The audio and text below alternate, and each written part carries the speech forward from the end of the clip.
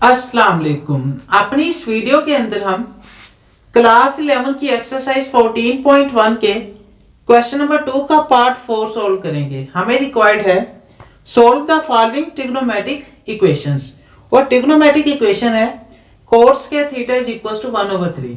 तो हमने इसको सोल्व करना है। सोल्व करने का मतलब कि हमने ये जो थीटा है इसकी पॉसिबल वैल्यूज फाइंड करनी है। तो इस क्वेश्चन को सोल्व करने से पहले मैं एक हदीस मुबारक का बयान करूंगा, उसके बाद हम इस क्वेश्चन को सोल्व करते हैं।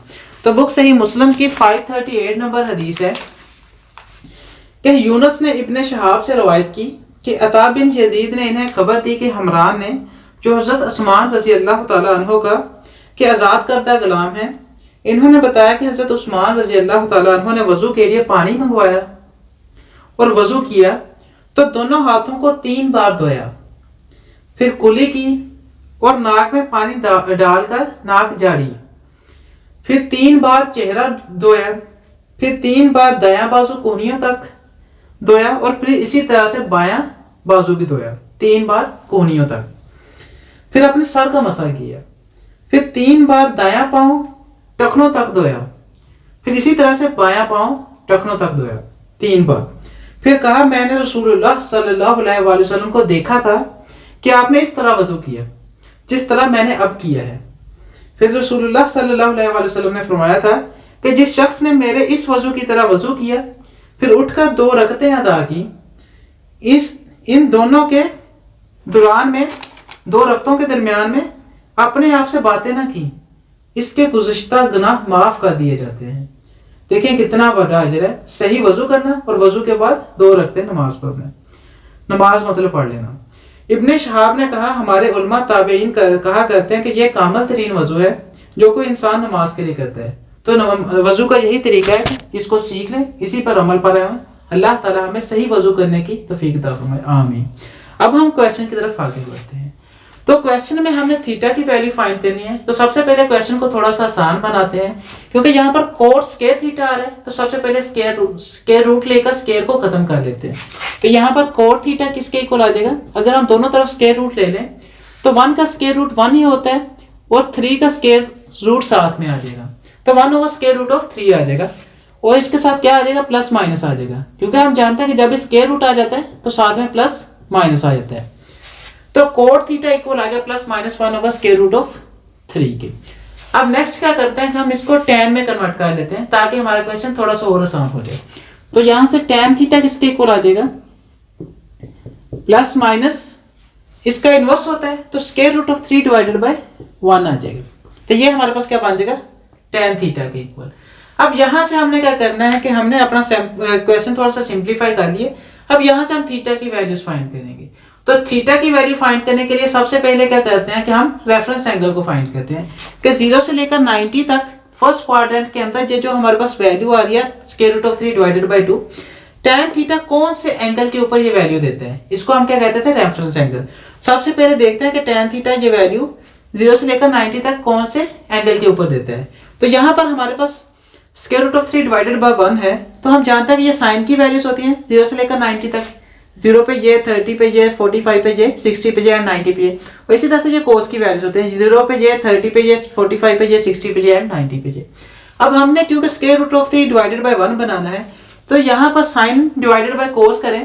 तो यहाँ से अगर हम देखें तो हमारे पास साइन 60, क्योंकि हमने ऊपर स्क्वायर रूट लेकर आना है तो यहाँ पर साइन 60 की वैल्यू को यूज करेंगे। साइन 60 डिवाइडेड बाय कोस 60 से हमें ये √3 डिवाइडेड बाय 1 बन सकता है, क्योंकि हम जानते हैं कि साइन 60 किसके इक्वल होता है? 1/2 के, और ये किसके इक्वल होता है? √3 डिवाइडेड बाय 2 से। क्योंकि ऊपर √3 है तो ये जो हमारे पास cos 60 है, ये जो साइन 60 है इसकी वैल्यू ऊपर बननी चाहिए, और cos 60 हमारे पास 1/2 है तो ये नीचे होना चाहिए। तो 2 से 2 कैंसिल हो जाएगा तो √3 ऊपर आ जाएगा। हम इसको फाइंड भी कर लेते हैं। तो हमारे पास tan 60 इक्वल होगा असल में √3 डिवाइडेड बाय 1 के। तो किस तरह से? क्योंकि साइन 60 किसके इक्वल है? √3 डिवाइडेड बाय 2 के। और इसी तरह से cos 60 किसके इक्वल है? 1/2 के। तो 1/2 आ गया, तो ये tan 60 बन जाएगा क्योंकि साइन 60 ओवर cos 60 आ गया। तो 2 से 2 कैंसिल हो जाए तो असल में किसके इक्वल आ जाएगा? ये tan 60 इक्वल आ जाएगा √3 डिवाइडेड बाय 1। तो इसका मतलब है कि ये जो 60 डिग्री वो एंगल है जिसको हम रेफरेंस एंगल कहेंगे, क्योंकि ये जो वैल्यू आ रही है थीटा की tan 60 डिग्री के ऊपर दे रहा है, तो 60 डिग्री वो एंगल होगा, ये जो 60 डिग्री। तो हमने इसको निशान लगा लिया कि ये जो हमारे पास 60 डिग्री बना है, ये क्या बना है, रेफरेंस एंगल बना है। अब नेक्स्ट काम ये करते हैं कि हमने रेफरेंस एंगल को फाइंड कर लिया। अब हम करते हैं कि हम ये जो प्लस और माइनस है इसके हिसाब से डिसीजन करेंगे कि हमारा जो tan थीटा जो एंगल बन रहा है ये कौन से क्वाड्रेंट के अंदर लाइज कर रहा है। तो सबसे पहले हम क्या कर लेते हैं, क्योंकि यहाँ पर प्लस और माइनस का केस है, तो सबसे पहले प्लस वाले केस को देख लेते हैं कि tan थीटा अगर हमारे पास पॉजिटिव हो, positive square root of 3 divided by 1 हो, तो थीटा हमारे पास कौन से क्वाड्रेंट्स के अंदर लाइज करेगा। हम जानते हैं कि tan प्लस कौन से क्वाड्रेंट्स के अंदर होता है, tan हम जानते हैं फर्स्ट क्वाड्रेंट और थर्ड क्वाड्रेंट के अंदर पॉजिटिव होता है।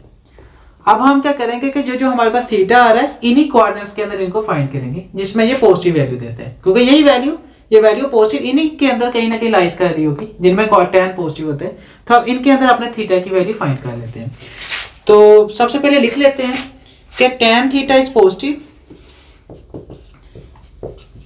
इन first quadrant and third quadrant, first व third quadrant with reference angle, reference angle हमारा क्या है 60 डिग्री, जिसको हम π/3 भी बोल सकते हैं क्या π/3 के रेफरेंस एंगल हमारे पास π/3 और tan थीटा इन क्वाड्रेंट्स के अंदर पॉजिटिव है। अब हम थीटा की वैल्यूज फाइंड कर लेते हैं फर्स्ट क्वाड्रेंट और थर्ड क्वाड्रेंट। तो हम जानते हैं कि ये हमारे पास डिफरेंट फार्मूलाज होते हैं थीटा के रेफरेंस एंगल के हिसाब से सभी क्वाड्रेंट्स के अंदर, आप इनसे वाकिफ हैं, पिछले क्वेश्चंस में भी यूज किया है। तो सबसे पहले फर्स्ट क्वाड्रेंट के लिए थीटा किसके इक्वल होता है, रेफरेंस एंगल के इक्वल। तो थीटा किसके इक्वल होगा, रेफरेंस एंगल के इक्वल। रेफरेंस एंगल हमारे पास क्या है π/3, तो थीटा की वैल्यू कब आ जाएगी π/3। ये हमने एक थीटा की वैल्यू फाइंड कर ली। इसी तरह से थर्ड क्वाड्रेंट के अंदर थीटा किसके इक्वल होता है, theta pi plus reference angle के इक्वल। तो यहाँ पर क्या बन जाएगी थीटा की value pi plus reference angle. Reference angle हमारे पास क्या π/3, तो ये किसके इक्वल आ जाएगा 3π प्लस π डिवाइडेड बाय 3 आ जाएगा।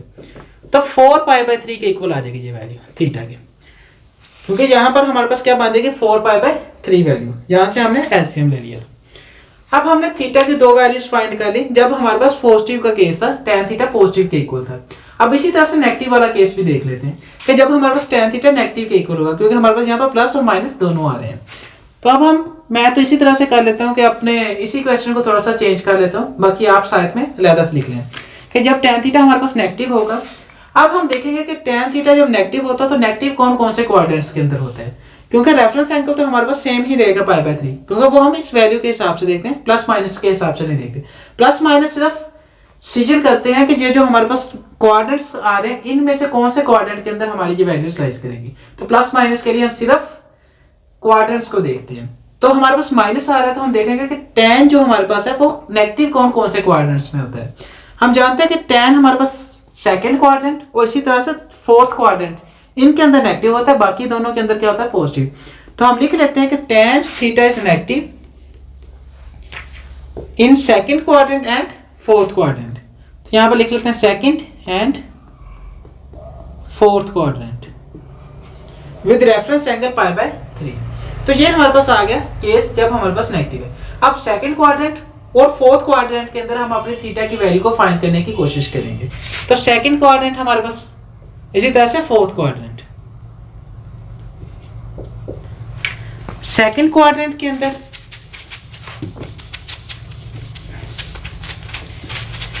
आप इसको अलग लिख लीजिएगा, मैंने अपनी आसानी के लिए उसी क्वेश्चन को थोड़ा सा चेंज करता गया। तो सेकंड क्वाड्रेंट और फोर्थ क्वाड्रेंट आ गया। सेकंड क्वाड्रेंट के अंदर थीटा किसके इक्वल होता है पाई माइनस रेफरेंस एंगल के। पाई माइनस रेफरेंस एंगल हमारे पास क्या है π/3, तो पाई माइनस π/3 आ जाएगा। तो किसके इक्वल होगा 3π माइनस π/3, तो किसके इक्वल बन जाएगा थीटा हमारे पास 2π/3 के इक्वल 2π/3। उसी तरह से फोर्थ क्वाड्रेंट के अंदर थीटा किसके इक्वल होता है 2π माइनस रेफरेंस एंगल के। रेफरेंस एंगल हमारे पास है π/3, तो ये क्या बन जाएगा 6π माइनस π/3 5π/3 के इक्वल आ गया। ये हमारे पास थीटा की फोर्थ वैल्यू होगी। तो सो हमारे पास प्लस वाली दो वैल्यूज आपने देखी थी, उसी तरह से ये दो माइनस की वैल्यूज आ गई। इस तरह से हम थीटा की वैल्यूज फाइंड करेंगे। आई होप ये वीडियो आपके लिए काफी ज्यादा बेनिफिशियल होगी। अगर आपको ये वीडियो पसंद आई हो तो इस वीडियो को लास्ट में लाइक कीजिएगा, हमारे चैनल को लास्ट में सब्सक्राइब कीजिएगा। सो जैसे नई वीडियोस अपलोड होते हैं हम जल्द से जल्द उन वीडियोस को देखते हैं। Thank you so much for watching. मिलते हैं नेक्स्ट वीडियो के अंदर। अल्लाह हाफिज।